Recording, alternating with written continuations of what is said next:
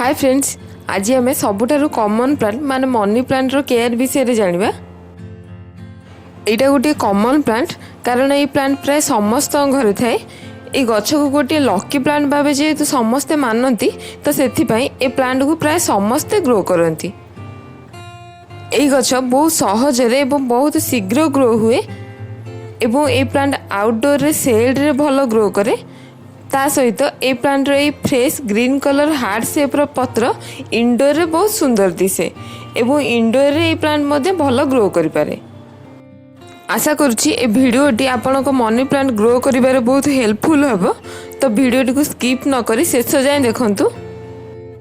Video रो तले subscribe button ने click करी चैनल टी को सब्सक्राइब कर दियंतु, जहा फल रे आगो को एमिति बहुत सारा इन्फॉर्मेटिव वीडियो देखिबा को पाई परिबे एवं gardenview.in को इंस्टाग्राम रे फॉलो मध्य करि परिबे। मनी प्लांट रो बहुत सारा वेराइटी अछि। वर्तमान एठी 4टी वेराइटी देखि पारुथिबे। मनी प्लांट रो जेकोनोसी भी वेराइटी हेउ ए सब वेराइटी प्लांट को आमे ए प्लांट रो कटिंग रु बा डाल रु नुवा प्लांट ग्रो करि परिबा। देखंतु ए हेउची गोल्डन पोथस मनी प्लांट। एटा सबुठारु कॉमन मनी प्लांट जोटा कि प्राय समस्त घरे अवेलेबल थाए। ए प्लांट रो ग्रीन कलर पत्र रे एमिति गोल्डन कलर पैचेस जोगु ए गछटी बहुत सुंदर दिसे। मनी प्लांट रो आउ गोटी वेराइटी हेउची ए नियन पोथस मनी प्लांट। नेक्स्ट देखंतु ए होची एन्जॉय पोथस मनी प्लांट। आरो ग्रीन कलर पत्र रे एमिति व्हाइट कलर रो पैचेस थाए। ए सब वेराइटी प्लांट नर्सरी बहुत सहजरे मिल जाए। यार प्राइस मध्य बहुत न थाए किंबा आरो गोटे डालरू मध्य आमे नुआ प्लांट प्रोपागेट करि परिबा। ए प्लांट रा आउ गोटे वेराइटी ए प्लांट रो प्रोपागेशन समय रे देखिबा। ए प्लांट को आमे जेकोनोसी साइज रो पॉट रे लगाई परिबा। माने पॉट साइज 4 इंच रो आरंभ करी ए प्लांट को आमे 12 इंच रो पॉट रे मध्य लगाई परिबा। आमे जदि प्लांट टी को बहुत बड़ करबा को चाहूतिबा तेबे आमे सब बेले ताको एमिति गोटे 12 इंच रो पॉट रे लगाइबा किंबा एमिति 4 रु 6 इंच रो पॉट रे मध्य ए प्लांट को आमे लगाई ताको ग्रो करि परिबा। ए प्लांट सैंडी सॉइल बा बालिया माटी रे भलो ग्रो करे। तो सेथि पई 40% गार्डन सॉइल माने जेउ माटी आम पाखरे अवेलेबल थिबो से माटी सह 30% रिवर सैंड माने कंस्ट्रक्शन काम पई जेउ बाली व्यवहार करा जाय से बाली को नै जिबा। नेक्स्ट सेथिरे 20% गोबर खत बा जिया खत सहित 10% कोकोपीट मिसाई आमे ए प्लांट पई सॉइल प्रिपेयर कर परिबा। वर्तमान ए माटी को देखि जानि पारुथिबे ए माटी को हाथ रे मुठा करी धरी हाथ खोलिबा परे माटी लूज होई जाउची, माटी बाउंड होई कि रहूनी। तो मनी प्लांट रो फास्ट ग्रोइंग पई आमे सब बेले एमिति ओल्डन माटी ही प्रिपेयर करिबा। एई माटी रे आमे मनी प्लांट रो गछ को लगाई परिबा किंबा मनी प्लांट रो डाल रु आमे जदि नुवा प्लांट प्रोपागेट करिबा ताहाले मध्ये माटी रे आमे से डाल को लगाई परिबा। ओवर वाटरिंग कले प्लांट रो सहजरे रूट रट हो जाए। तो सेथि पई आमे ए प्लांट रो ऊपर रो गोटे किंबा 2 इंच रो माटी को सब बेले चेक करिबा। माटी जदि सुखिला जणा पडुची तेबे जाय आमे ए गछ रे पानी देबा।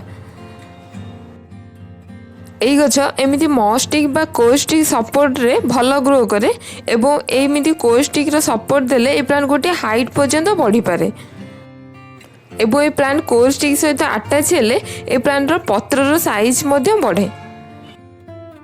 तो सेथि पई ए गछ रे पानी देबा समय रे आमे ए गछ रो मूल रे माटी रे पानी देबा सहित ए कोस्टिक रे मध्य पानी स्प्रे करिबा। मनी प्लांट पई बेसी किछि फर्टिलाइजर आवश्यक पड़े नहीं। ए प्लांट तार ग्रोइंग पीरियड रे बहुत भलो भाव रे ग्रो करे। ए प्लांट रो ग्रोइंग पीरियड माने शीत दिन सरीबा परे खरा दिने एवं वर्षा दिने ए प्लांट बहुत भलो भाव रे बढ़े। ए गछ को आमे जेकोनोसी नाइट्रोजन रिच फर्टिलाइजर दे परिबा। शीत दिन ए प्लांट रो जेहेतु डोरमेंसी बा रेस्ट पीरियड तो शीत दिने ए प्लांट रो ग्रोथ बंद हो जाए। तो सेथि पई शीत दिने एथिरा आमे कोनोसी भी फर्टिलाइजर दबानी एवं वर्षा दिने रेन वाटर जोटा कि वर्षा पानी मनी प्लांट पई गोटे भलो फर्टिलाइजर भाबे काम करे। तो वर्षा दिने आमे जदि आउटडोर रे माने घर रो बाहर जदि आमे प्लांट को रखिचे तेबे एथिरे अन्य किछि फर्टिलाइजर दबा दरकार नहीं। किंतु इंडोर रे जदि रखिचे मनी प्लांट को तेबे खरा दिने एवं वर्षा दिने एथिरे आमे केवल सीड लिक्विड एक्सट्रैक्ट को ही आम प्लांट रे स्प्रे करिबा। इंडोर प्लांट थिले केवल 3 ml सीड लिक्विड एक्सट्रैक्ट को आम जदि 1 लीटर पानी रे मिसाई सप्ताह को थरे आम प्लांट रे स्प्रे करबा तेबे आ कोनोसी भी फर्टिलाइजर देबा दरकार नहीं गछरे। किंतु ए प्लांट को जदि आम आउटडोर बा घर बाहर रखीचे ताहले ए प्लांट रे खरा दिने एवं वर्षा दिने आम एथिरे जे कोनोसी ऑर्गेनिक फर्टिलाइजर दे परिबा। जेमिति कि मासकु थरे एथिरे काउडंग कंपोस्ट बा गोबर खत किंबा भर्मी कंपोस्ट किंबा banana onion peel liquid fertiliser किंबा किचन वेस्ट कंपोस्ट को मध्य ए गछरे आमे दे परिबा। ए गछरे कोनोसी भी केमिकल फर्टिलाइजर न दे ए सब ऑर्गेनिक फर्टिलाइजर देले प्लांट भलो ग्रो करे। वर्षा दिने ए प्लांट रे प्राय तो बेसी डिजीज अटैक देखा जाए। तो इनसेक्ट अटैक रे यार पत्र सब एमि जदि होल हो जाए तेबे नीम ऑयल 3 ରୁ 4 ml को 1 लीटर पानी रे मिसाई ताको प्लांट रे पत्र रे आमे स्प्रे कर परिबा। एवं वर्षा दिने 2 ରୁ 4 दिन अधिक लगातार वर्षा लगी रहिले ए प्लांट रो मूल रे प्राय तो फंगस रो अटैक हो जाए। तो सेथि पई मासकु थरे ए प्लांट रो मूल रे आमे फंजीसाइड रो पाउडर अप्लाई कले बहुत भलो किंबा प्लांट रो मूल को सब बेले चेक करबा जदि फंगस रो अटैक हेबार देखिबा ताहले एथिरा आमे फंजीसाइड पाउडर अप्लाई कर देबा। मनी प्लांट सॉइल रे कोकोपीट रे एवं केवल वाटर रे मध्य ग्रो करि पारे। मनी प्लांट को पानी रे ग्रो करिबा पई 8 ରୁ 10 टी नोड एरिया थिबा मनी प्लांट रो गोटे डाल को नै जिबा। नोड एरिया माने ए डाल रो जेउंटु पत्र बाहरिची सेटा हला तार नोड एरिया। मनी प्लांट को एमिति ब्लू कलर बॉटल रे ग्रो करिबा जेतु बहुत शुभ माना जाए। तो ई डाल को आमे एमिति गोटे ब्लू कलर ग्लास बॉटल रे किंबा अन्य कोनोसी कंटेनर रे मध्य ग्रो करि परिबा। पानी रे गछ को ग्रो करिबा बेले ए डालर जेउ पार्ट पानी रे बुड़ी की रहइबो सेही पार्ट रो आमे सब बेले पत्र सब को रिमूव करि दबा। एबो ए बॉटल रो पानी को 2 ରୁ 3 दिन को थरे चेंज करिबा तेबे जाई पानी रे हम गछटी भलो बढ़ी परिबो। एबो ए प्लांट को ग्रो करिबा पई आमे जो पानी व्यवहार करिबा सेटा फिल्टर्ड वाटर हेले बहुत भलो। ए प्लांट को पानी रे केमिति ग्रो करिबा तो वर्तमान देखिले पानी रे गोटे मास रखिबा परे ए डाल को आमे कोकोपीट रे नै लगेई देले ए प्लांट रो प्रोपागेशन होई जिवो। मनी प्लांट रो जे कोनोसी डाल किंबा ए गछरे नोड एरिया को जदि आमे प्रोपागेशन पय पानी रे रखिचे तेबे पानी रे गोटे मास रे रूट डेवलपमेंट हेबा परे ए डाल को आमे माटी रे न लगाई जदि एमिति कोकोपीट रे लगाई देबा ताले एमिति रिजल्ट आमे देखि परिबा। कोकोपीट रे जेतु सहज रे एमिति रूट डेवलपमेंट हो जाए तो सेथि पई आकु कोकोपीट रे एमिति लगेबा परे आर रूट डेवलपमेंट एमिति होई जिबा परे ताकू आमे नेक्स्ट माटी रे लगे परिबा। देखंतु मनी प्लांट रे डाल रो जेउठु पत्र एवं रूट बाहरिची सेटा हला तार नोड एरिया। ए प्रति नोड एरिया रु आमे नुवा प्लांट करि परिबा। ए गछर ए प्रति नोड एरिया को डायरेक्ट माटी रे लगाई ए प्लांट रो प्रोपागेशन मध्य आमे करि परिबा। टिके पूर्वरु कोकोपीट रे जो नोड एरिया सब रो प्रोपागेशन देखिले से एका समय रे 2 मास पूर्वरु आउ किछि नोड एरिया ए माटी रे मध्य लागिथिला प्रोपागेशन पई। किंतु ए नोड एरिया सब ए माटी रे जेतु लागिथिला प्रोपागेशन पई ए सब नोड एरिया रो ग्रोथ बहुत फास्ट अछि।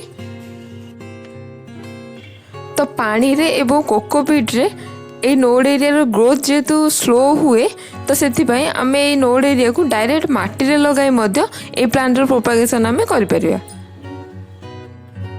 वर्तमान मनी प्लांट रो सबठारु सहज प्रोपागेशन देखिबा।